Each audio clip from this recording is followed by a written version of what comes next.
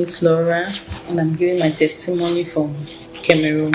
In the year 2020, I was pregnant, very happy, and gave God all the glory. And the pregnancy journey started smoothly along the line at about 22 weeks of the pregnancy, without any shock, without any stress, without any. I had nothing. I was okay. Miscarriage. I had a miscarriage on a Sunday morning, and I got to preparing to go to church. All of a sudden, the pregnancy fluid started flowing down to my legs.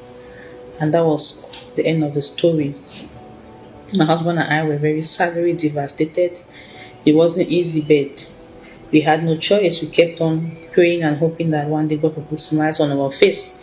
Fast forward to the year 2022, I got pregnant again. This time around, it was twin. We're very happy. We gave God all the glory. We knew indeed this time around God's hand was in need because we didn't ask for twin. We least expected. So we gave God all the glory and the journey started. Until at about 18 weeks of the pregnancy, I got up one morning on a Sunday morning again still, and before I could know it, I was already on my way to the hospital. The pregnancy fluid flew again to my legs without any stress, without any pressure. I had nothing, just like that. I could not imagine. I could not understand what was happening. It was like a dream until finally we went to the hospital. The doctor said there was nothing they could do. There was nothing they could do to save the babies, and we had to lose that pregnancy again. Pastor Jerry, this time around, it wasn't easy. I couldn't bear it. I couldn't take it. I was devastated. I was demoralized.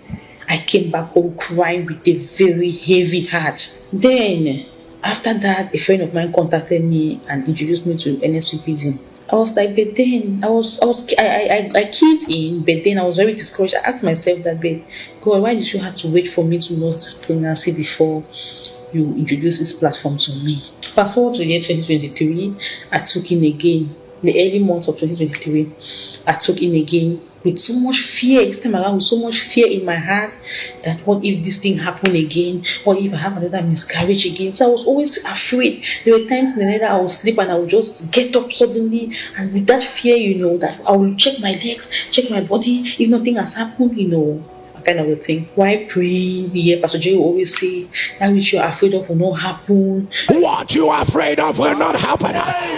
What you are afraid of will not happen. That was my main problem. I was always scared. My heart would be beating fast at any time when I think of what I've been through.